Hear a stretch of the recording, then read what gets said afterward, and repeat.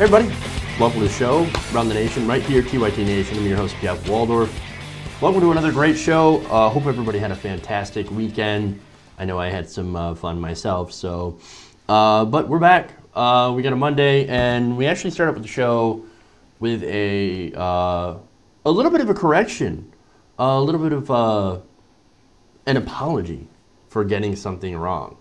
So I am loath to, of course, to do these stories because I don't like getting it wrong, but we did. It happens, so we're going to set that straight. So that's the first segment. Then, of course, we've got some other stuff here. We've got Trump staffers that are afraid of being recorded. That's a fun story. We have we have Trump hiding stuff from John Kelly. That's a fun story. We'll get to that. We've got Billy Bush on the Access Hollywood tape. And then we've also got Chuck Grassley making fun of poor people. So that's what we've got today on the show. I'm trying out a new audio setup too, so let me know if that's working out okay. Obviously, I was setting some time to make sure that I had it set up right, because I don't want to have any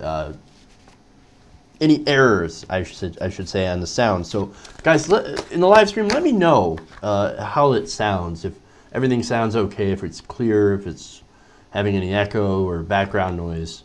I know I got my live audience playing guinea pigs, so I apologize to you guys, but I want to get things right and make sure things turn out all right. So hopefully you guys will let me know if there's any sort of issue with the sound. That said, that's what we have on the show today. I want to give, of course, a big thank you to the patrons, patreon.com/TYTNation. Thank you so much for supporting independent progressive media. Could not do the show without you. So, thank you. All right. So, sorry about that. Making some adjustments. All right. Oh, one more thing. If you could give us a like and a share, I'd definitely appreciate that. And that, of course, helps the show always. So, all right. It looks like I'm having some sort of sound issues. So let me switch back to the other mic here and switch this off.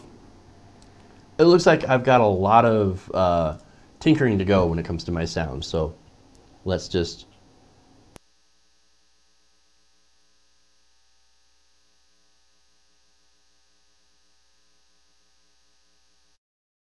Okay, we're back to the other sound, so hopefully you guys can hear that now. All right.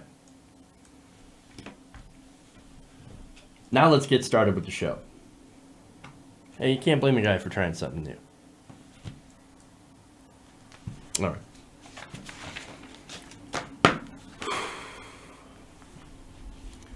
Now, last Friday, news broke that Michael Flynn had flipped on President Trump and is now cooperating with the FBI's Russia investigation. Now, along with it came some pretty explosive accusations that I mentioned in my initial report about Flynn being ordered by by candidate Trump to speak to the Russians. Now, that's very interesting. Now, I want to show you what I said on that report and where I actually got it wrong. Let's take a look. The former advisor feels that President Trump has abandoned him and has agreed to answer questions about the president or anyone else. Now, even more damning is that Flynn is expected to testify that President Trump instructed him to contact Russian officials during the 2016 campaign. So that right there, gavel it, it's over. Not so much. Hold on there with the gavel. Turns out I had bad information and I gabbled it ahead of time. So what actually happened was that this was incorrect information. Now, I sourced this from ABC News, right?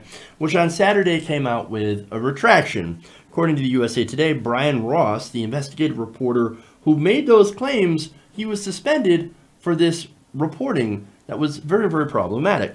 Now, Ross, citing an unnamed confidant of Flynn, the former national security advisor to President Trump, had reported on Friday that then-candidate Donald Trump had directed Flynn to make contact with the Russians. Now, here's the thing, right? So, if you order them as a candidate, hey, go reach out to the Russians, Flynn, and maybe we can get a little help, right? Well, that's problematic.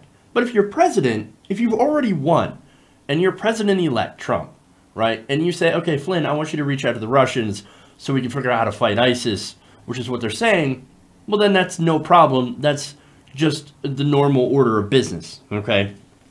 Now, hours later, Ross clarified his report on the evening news, saying that his source now said that Trump had not done so as a candidate, but as president-elect. At that point, Trump had asked Flynn to contact the Russians about issues, including working together to fight ISIS, which again is 100% benign. That is not a problem.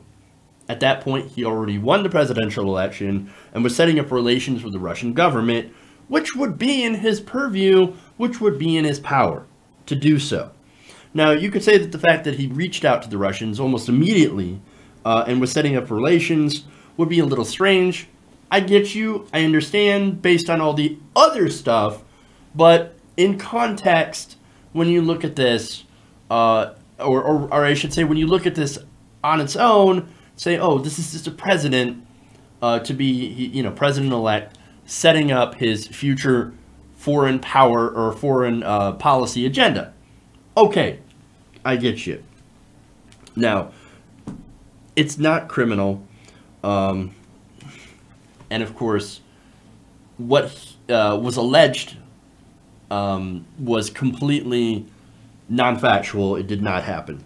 Now, ABC News said in a statement, quote, "We deeply regret and apologize for the serious error we made yesterday. The reporting conveyed by Brian Ross during the special report had not been fully vetted through our editorial standards process. As a result of our continued reporting over the next several hours, ultimately, we determined that the information was wrong, and we corrected the mistake on air and online. It is vital we get the story right and retain the trust we have built with our audience. These are our core principles. We fell far short of that yesterday. Effective immediately, Brian Ross will be suspended for 4 weeks without pay." Okay. So, look, that is a good statement. They messed up. They owned up. And I've messed up when I reported that as well. And I do apologize. All I want to do is get the story right.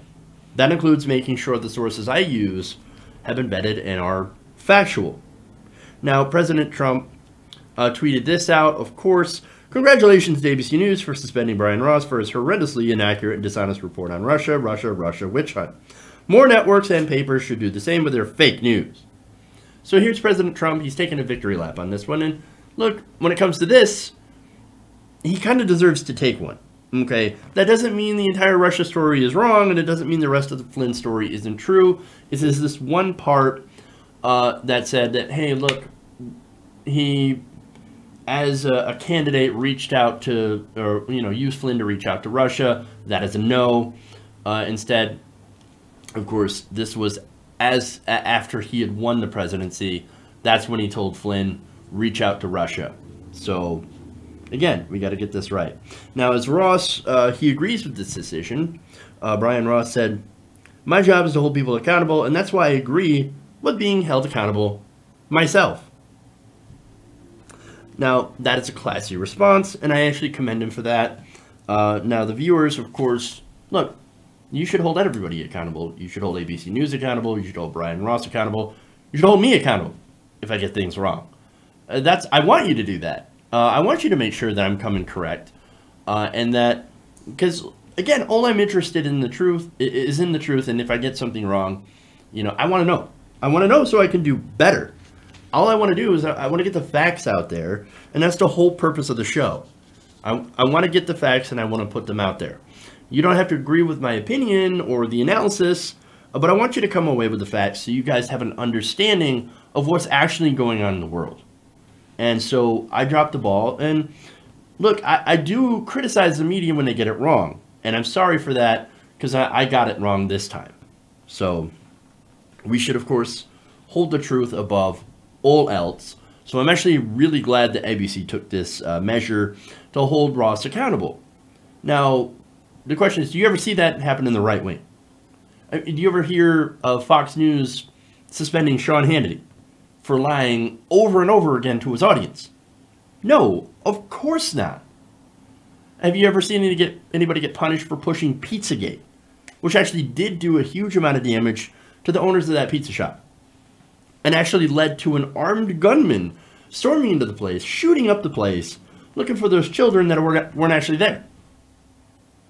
No, of course not. You don't see any of that get punished on the right wing.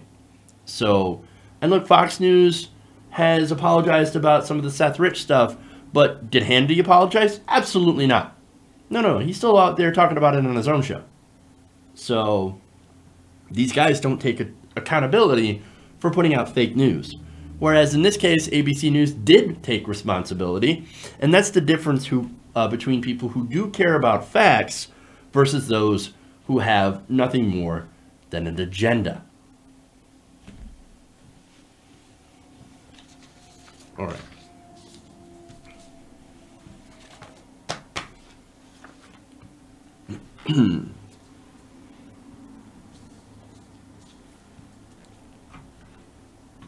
Let's move on.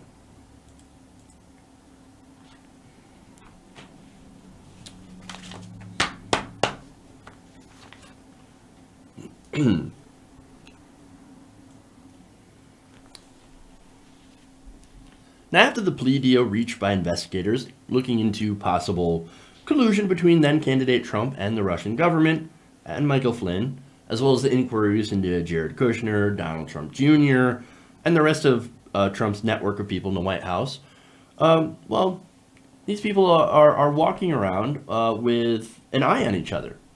They appear to be very paranoid and very, very worried that they are also being recorded. Now, according to Politico, paranoia has enveloped the White House and President Trump's network of former aides and associates as Robert Mueller's probe heats up. Now, former National Security Advisor Michael Flynn, they write, agreed to cooperate with investigators as part of the plea deal he reached last week, adding to the worry already inside Trump's circle surrounding the secret deal struck earlier this summer by former campaign aide George Papadopoulos, whose cooperation was kept quiet for months before being unsealed in late October. Now, of course, they find that out like, oh my God, Papadopoulos pled guilty back in the summer. And we didn't know until October. Wait, what did he get in return for that plea deal? Oh my God, were we being recorded? That is the problem here. Now, both cases, Politico writes, raise the possibility that other current or former colleagues have also flipped sides, and that they're prompting anxiety that those people could be wearing wires to secretly tape record conversations.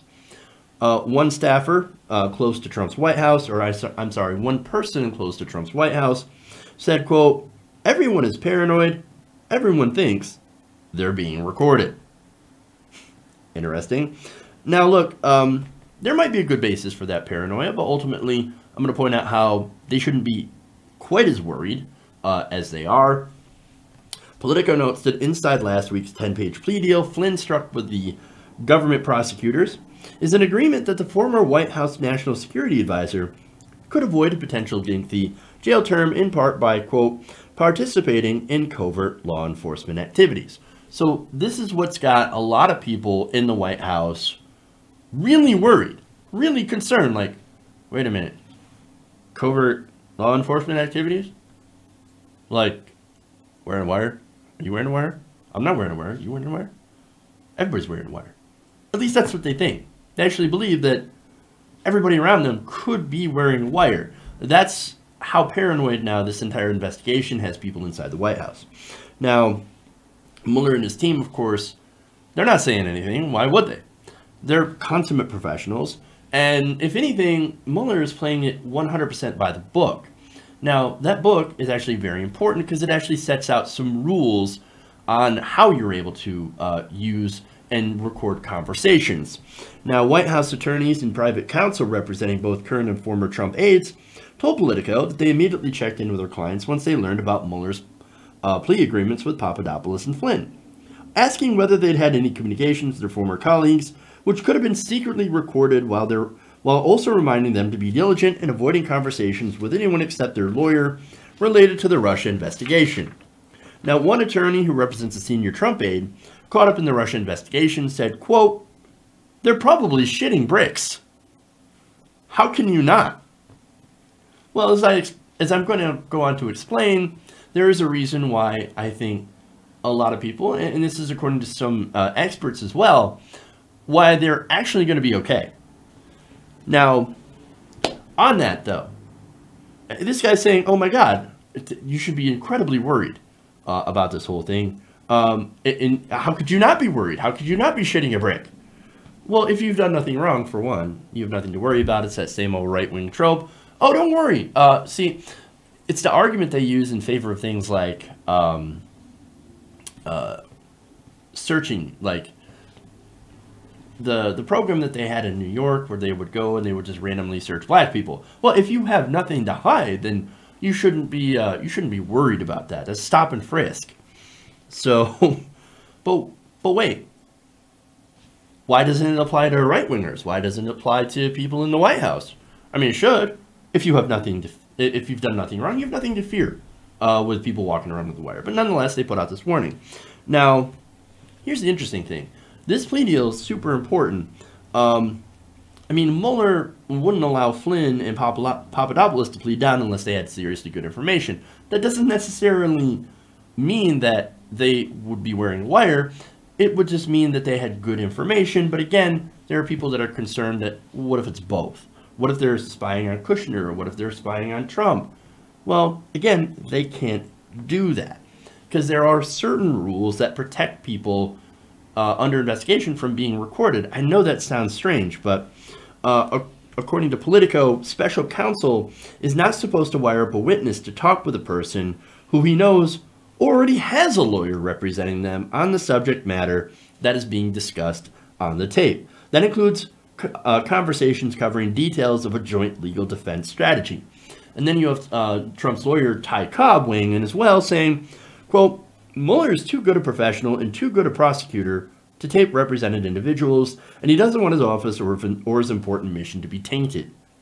He even told people in the White House, hey man, you've got nothing to fear." Cobb said, "I don't know anyone who feels that paranoia.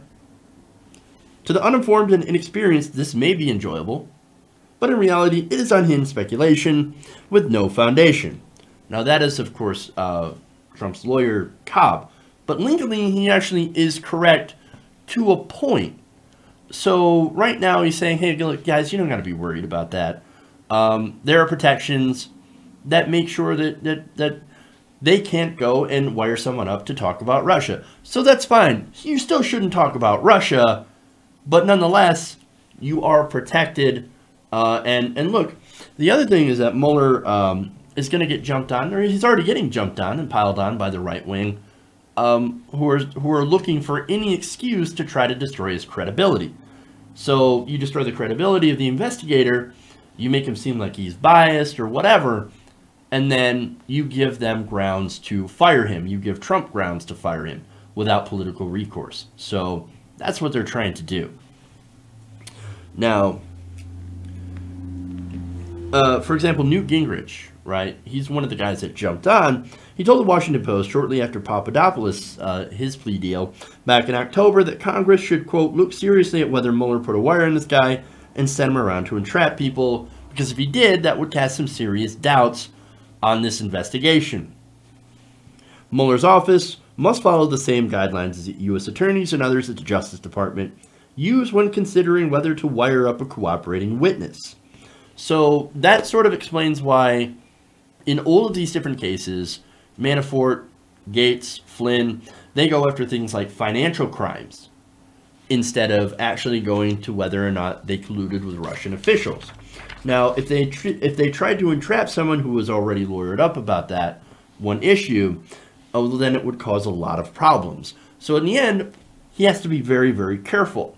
Now, that said, there should be some cause for concern because Mueller's hands aren't completely tied when it comes to this issue.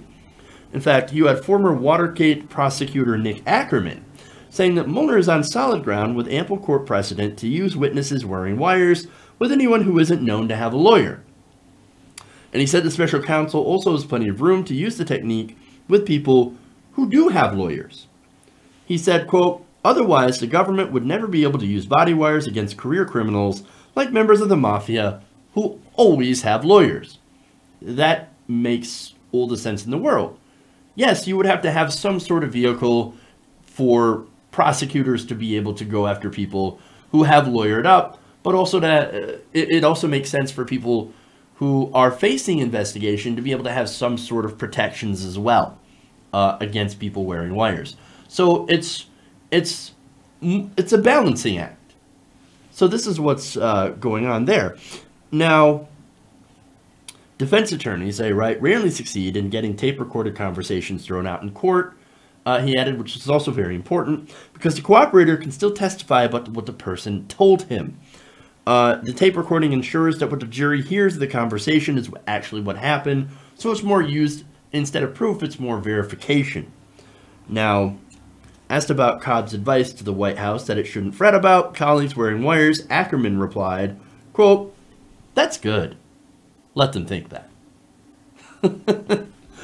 I love that.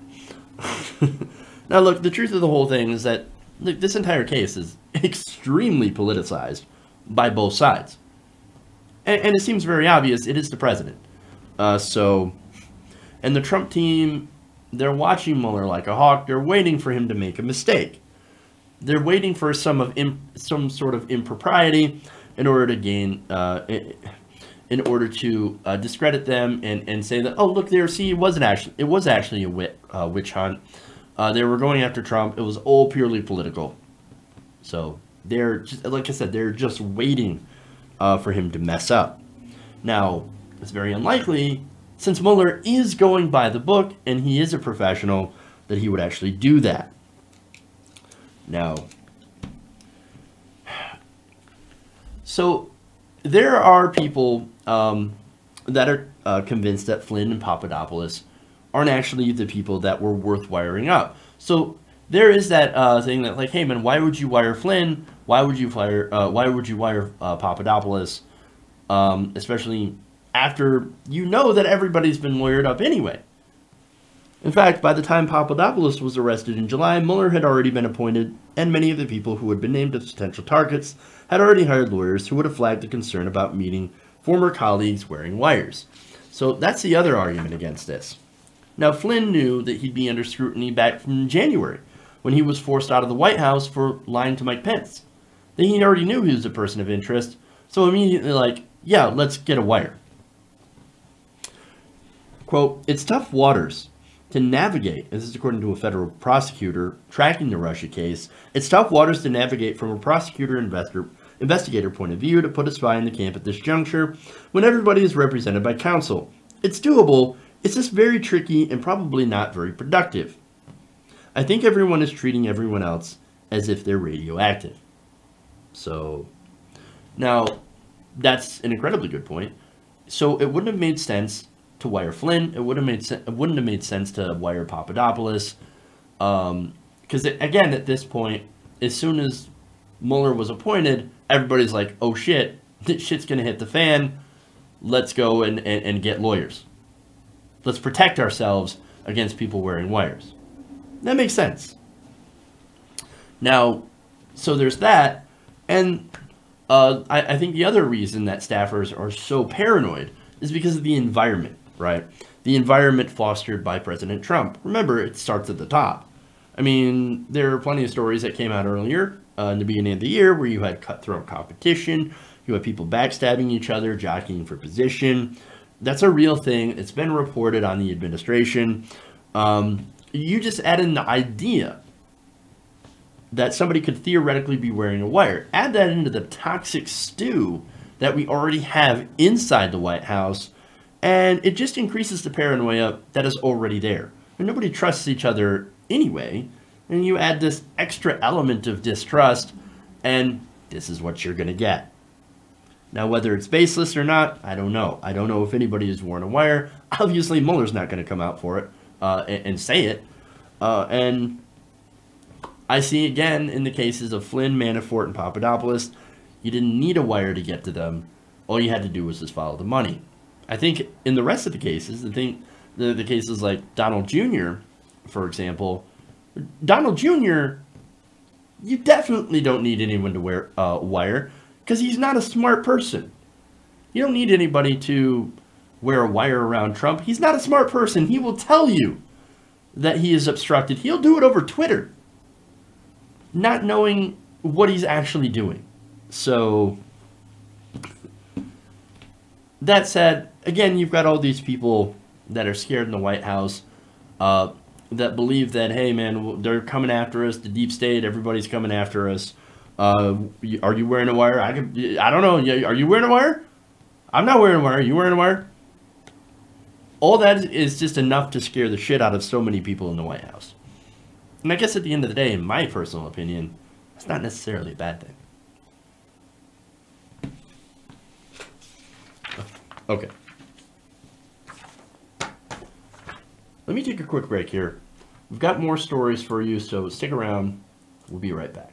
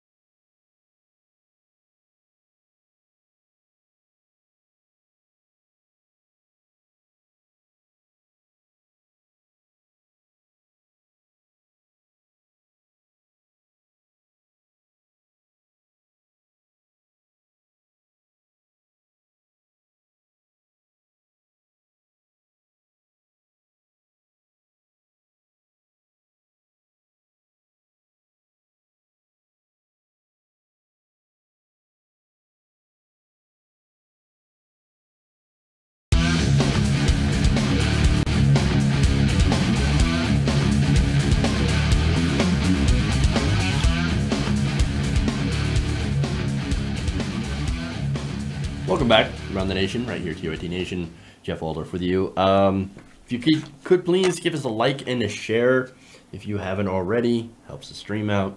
Again, big thank you to all of those watching, and a big thank you to all of those who have given a like and share, and to the patrons as well. So you guys are awesome.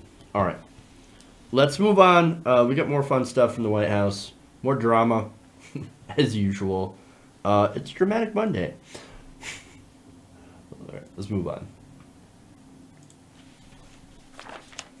Ooh, interesting. All right. There's an interesting new report out in Newsweek about how President Trump is trying to go around John Kelly.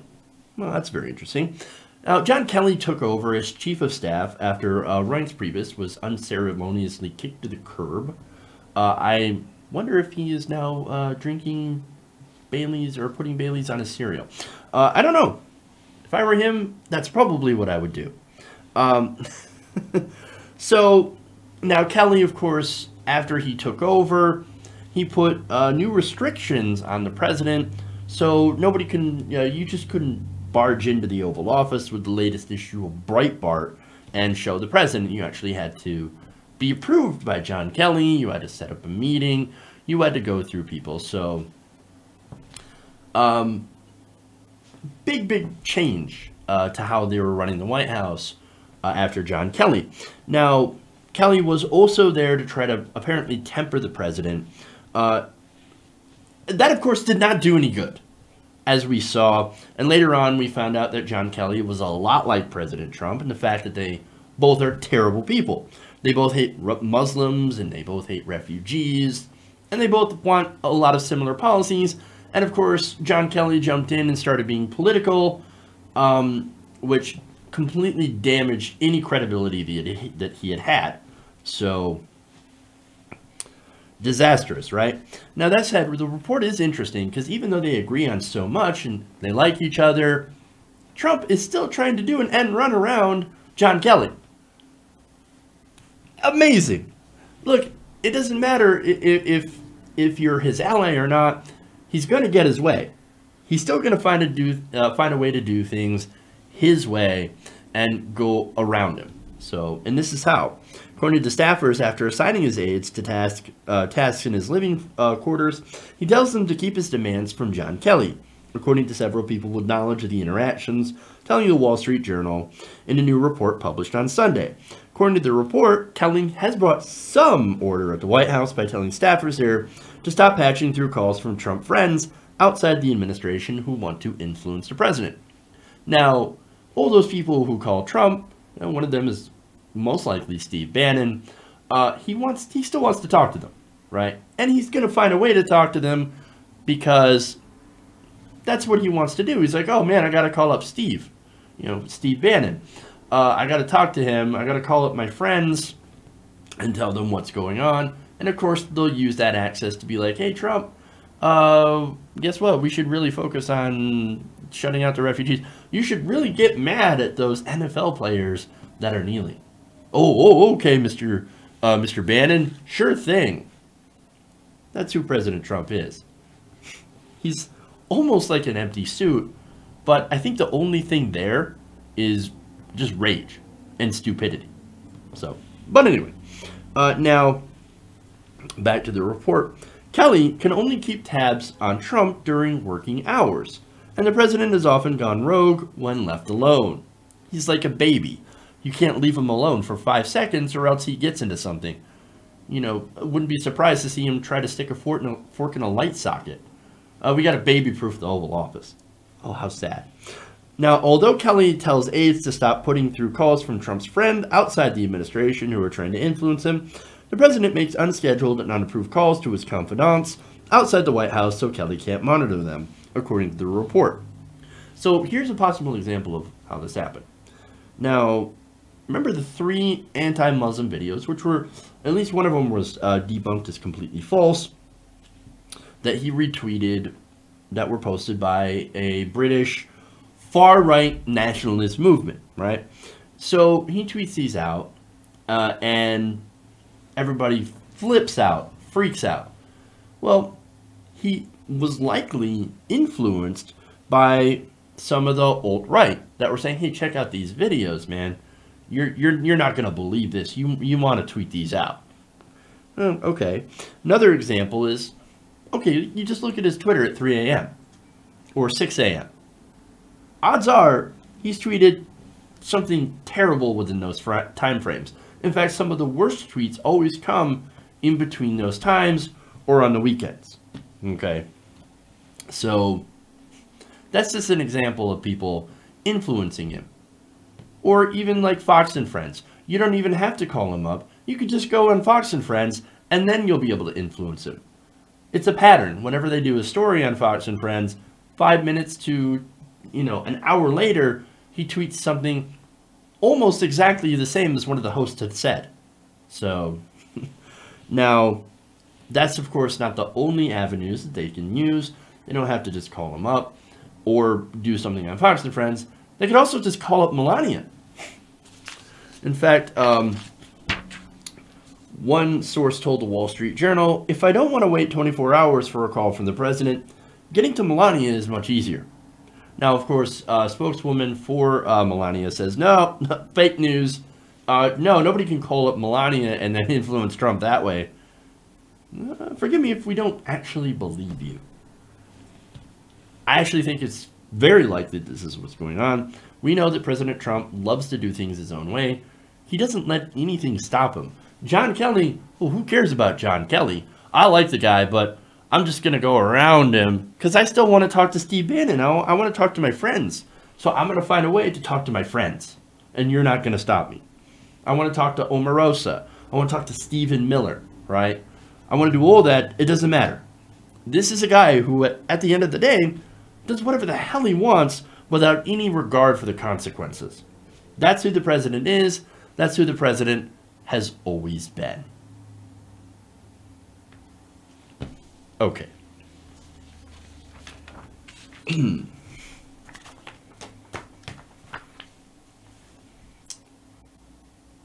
We'll be moving on here in a second here.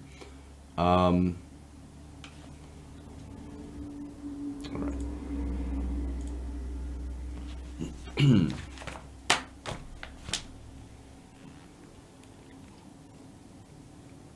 Matches my shirt today.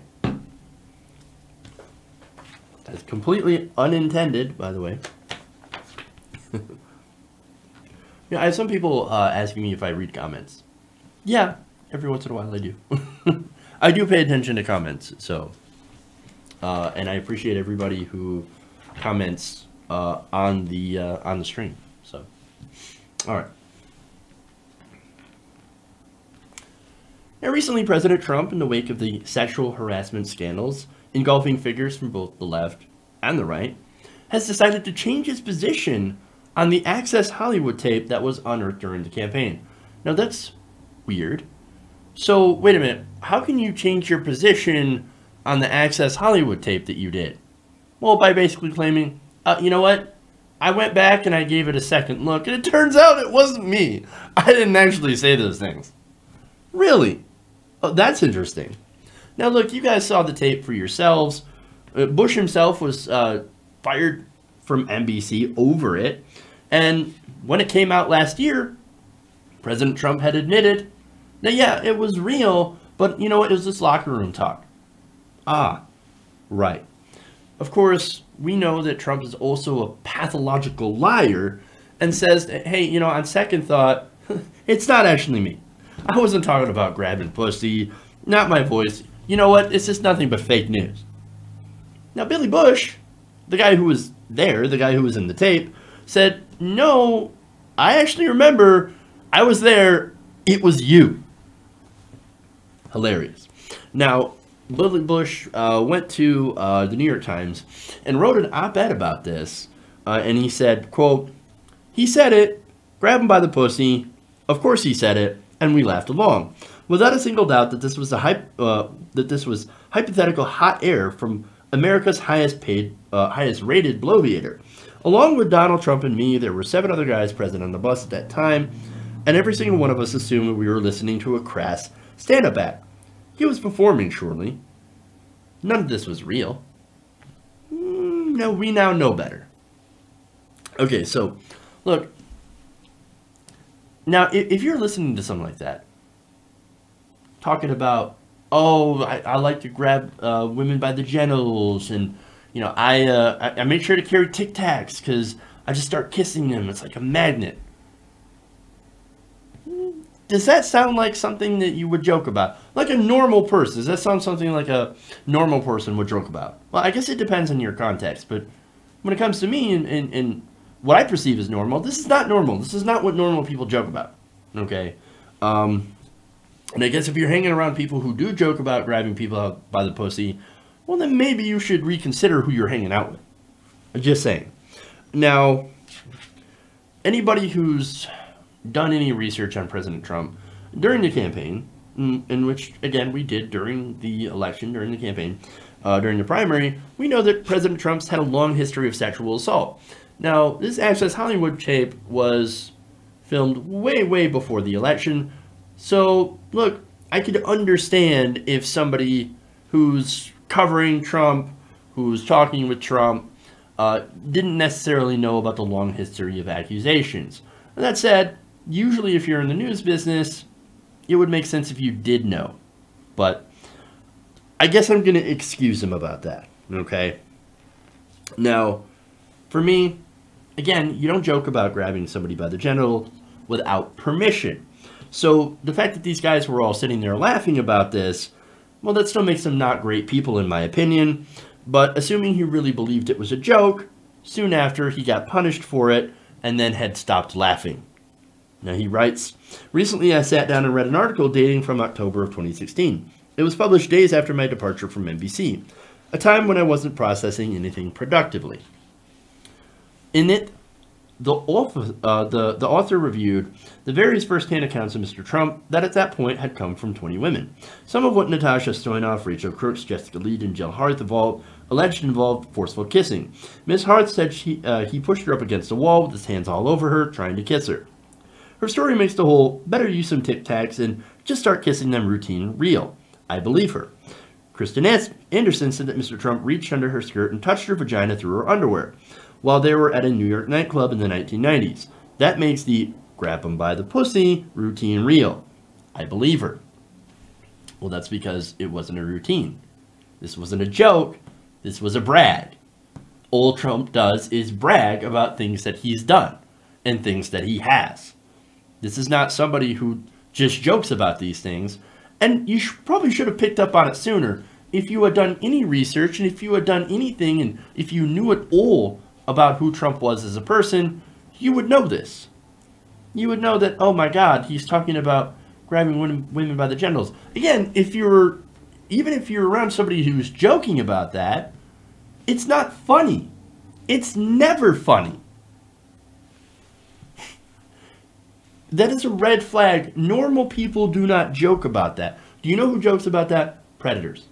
You know who laughs at that? Terrible people. Now Bush goes on to explain himself further. Quote, in 2005, I was in my first full year as a co-anchor of the show Access Hollywood. Mr. Trump, then on The Apprentice, was the network's biggest star. The key to succeeding in my line of work was establishing a strong rapport with celebrities. I did that and was rewarded for it. My segments with Donald Trump, when I was just a correspondent, were part of the reason I got promoted. NBC had tripled my salary and paid for my moving van from New York to LA. Was I acting out of self-interest? You bet I was. Was I alone? Far from it. With Mr. Trump's outsized viewership back in 2005, everybody from Billy Bush on up to the top brass at the 52nd floor had to stroke the ego of the big cash cow along the way to higher earnings. None of us were guilty of knowingly enabling our future president, but all of us were guilty of sacrificing a bit of ourselves in the name of success. Now, I think right there is a little bit of self-realization. And it's also damning. When you look at the industry and you look at what people will do and the people that will hang out with, all for money and access. This is what gets you paid better. This is what advances you in the industry. It's gross and definitely needs massive, massive reform, right?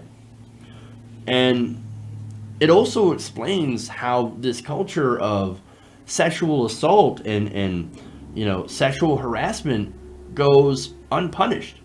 They don't look at people like Harvey Weinstein because they're powerful. They didn't look at people like President Trump, who was, then just a highly paid reality star. They didn't look at any of that because, hey man, this guy is our cash cow. Excuse me. This guy is our cash cow. If he goes, we lose all this money. If this journalist, and look, if Billy Bush had called it out, likely nothing would have happened to President Trump. Excuse me.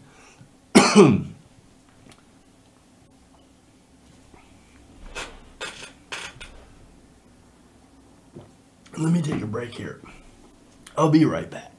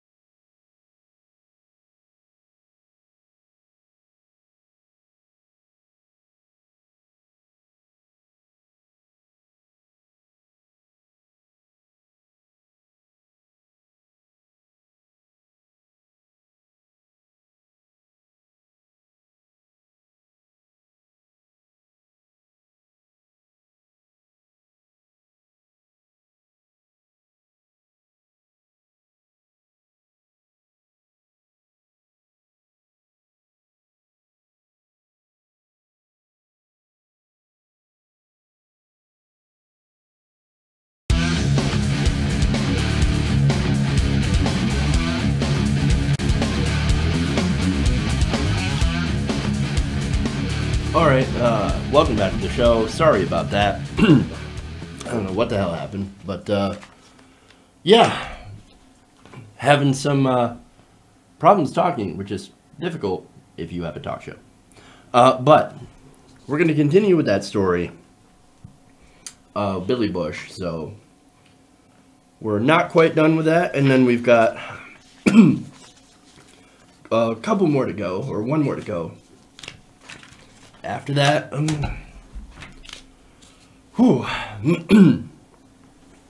I'm just gonna have to talk kind of low. Okay. Let's get back to that.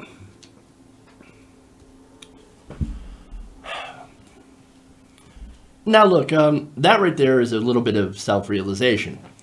It's also a damning look at the industry and sort of explains how people have gotten away so long with sexual harassment and assault. Now, for example, all you have to look at are people like Roger Ailes and now President Trump. So this is a big problem, and it happens not just in Hollywood, but it also happens in basically anywhere where there's people in positions of power. No side is immune to this phenomenon, right? And yet, we elected a president, well, I can't say we, but there are right-wingers out there, a sizable majority of people, that actually voted for this person to become president. Now, Billy Bush is going to continue about the women who were victims of of President Trump. He said, "To these women, I will never know the fear you felt or the frustration of being summarily dismissed and called a liar. But I do know a lot about the anguish of being inexorably linked to Donald Trump. You have my respect and admiration. You are culture warriors at the forefront of necessary change." Now, this is interesting because he says, oh man, I'll never know the fear you felt or the frustration of being called a liar. And there's a lot of things that we dudes who are not victims of sexual assault and harassment will never know. And that needs to be talked about. His anguish of being linked to President Trump is nowhere near in comparison to how people who are victims of this sexual assault, rape, and harassment feel. But I do get his point, where he's trying to empathize, right? And he continues, "I have faith that when the hard work of exposing these injustices is over," and really we've only just begun, "the current media drama of who did what to whom will give way to a constructive dialogue between mature men and women in the workplace and beyond. The activist and gender relations expert Jackson Katz has said that this is not a women's issue, it's a men's issue. That's a great place to start, and something I have real thoughts about, but it is a story for another day. Today is about reckoning and reawakening, and I hope it reaches all the guys in the bus." Well, look, man, I am less worried about the dudes on the bus than I am about the commander-in-chief, who is a pathological liar and a sexual harasser. Now, in light of that, I'm a little bit more forgiving of Billy Bush, right, and his motivations, which I'm sure are certainly not altruistic. Yes, there is self-involvement here. There was, he's of course wanting to get back into TV. Do you really blame him? Especially because, look, he got screwed over. I mean, think about it. The tape comes out, he gets fired, and what happens to the guy who actually said these things? He goes on to be president. If that happened to me, I would be super pissed. And I would definitely want to get back into TV, because that would seem to be incredibly unfair. Now, that said, we have a worse problem than just Trump, too. We have a problem in which people of political parties, both political parties, are excusing the actions of people in those parties, you know, things like sexual assault, simply because of their political views. Now, the right does it, even the left does it. And look at Al Franken, look at Bill Clinton, John Conyers. All those people have their apologists, right? And although it's not quite as prevalent on the left, or as like I would like to believe that it's not quite as prevalent, on the right, it seems to be a much bigger problem. I mean, in Alabama, it's looking like they're going to elect a child molester. So while it's not equal, in my opinion, the left does do it to a degree, and I think it's important to point that out and to point out those actors. But look, motivations aside, as I said, Bush got punished, learned his lesson, I believe, and I think he got some humility from the entire situation. President Trump will never know humility because he either gets rewarded for it or he shifts the blame and then lies. He lies without any sort of remorse. He is the worst kind of person. And look, there's nobody in this story that's a great guy. But at least Billy Bush seems to be showing some sort of desire to own up for his mistakes, even if it is enlightened self-interest. And at this point, that's sort of the least that we can ask for. Okay. One more story here. Before I go and fix whatever the hell's wrong with my throat.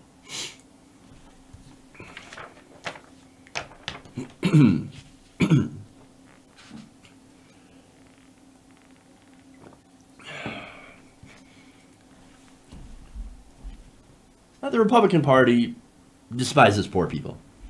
One only has to look at all their different rhetoric and the disastrous tax bill the Senate just passed, which is a gigantic giveaway to the wealthy and corporations at the expense of the poor, to see that.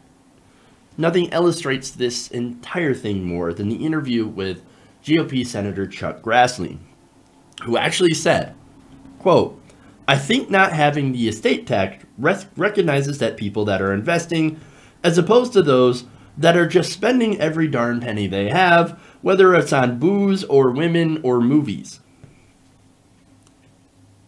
Oh, those poor people, man. They're just going to buy beer. They're going to buy beer and prostitutes. That's why we can't give them money. That's why we have to give all the money to the rich. Those poor people, they're just going to buy booze. Help poor people? No. We don't give a damn about them because they're just going to waste the money. They're going to waste the money. We can't give them. They can't give them the money. Now, what do you want to bet that's what he actually wants to do? Look, we all know the Republicans are the masters of projection, right? I wouldn't be surprised to see one of these right-wing congressmen getting caught with both booze and hookers. Oh, wait, that's probably already happened. And I'd be very, very surprised to see that it hadn't.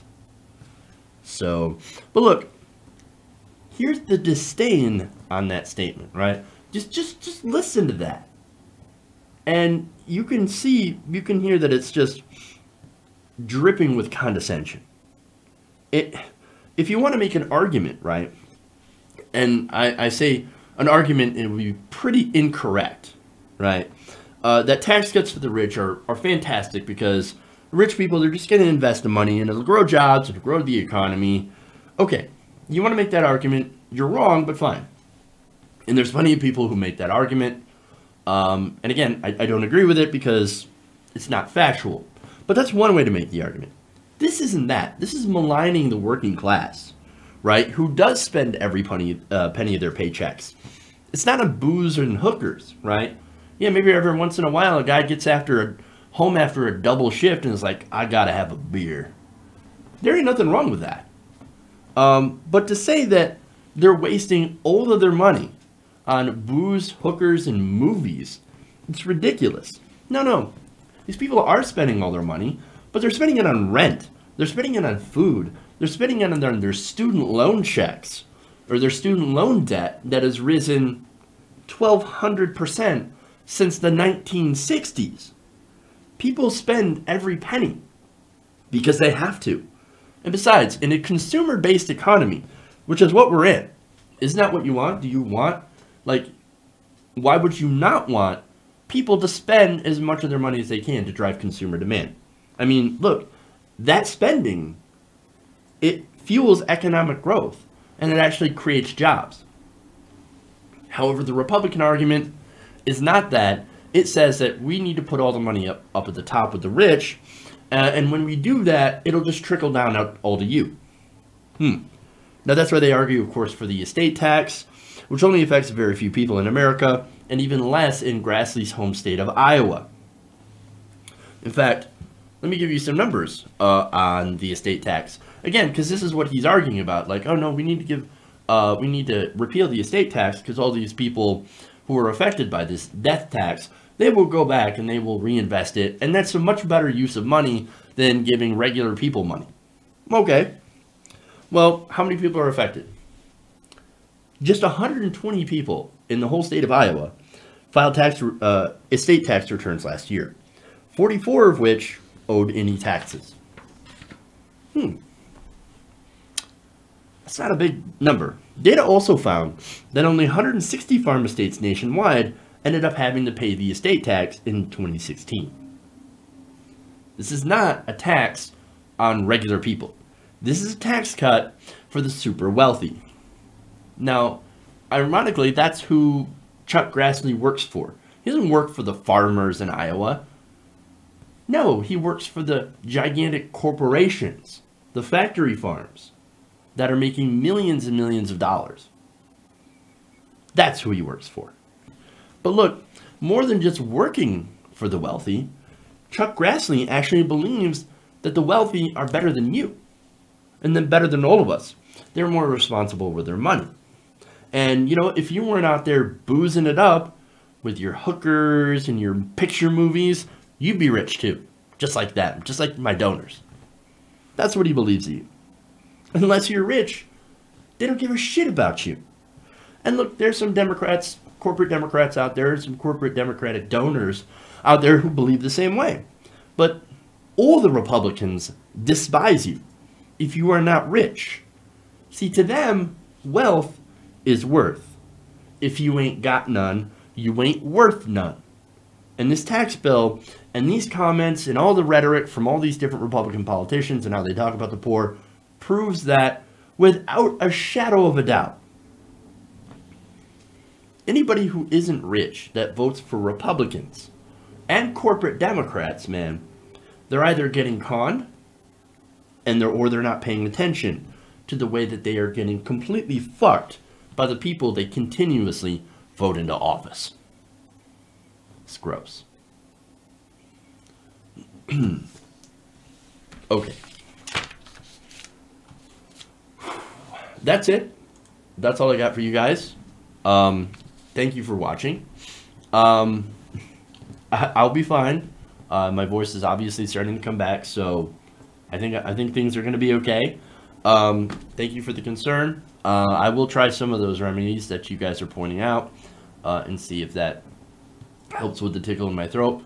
Could be I'm getting sick, so that's always fun. It's very rare that I get sick, but when it happens, oh boy. But anyway, again, thank you guys. Appreciate you. Make sure to give us a like and a share if you haven't already. Love you guys. And remember, change begins with you. Good night, TYT Nation. We'll see you guys tomorrow.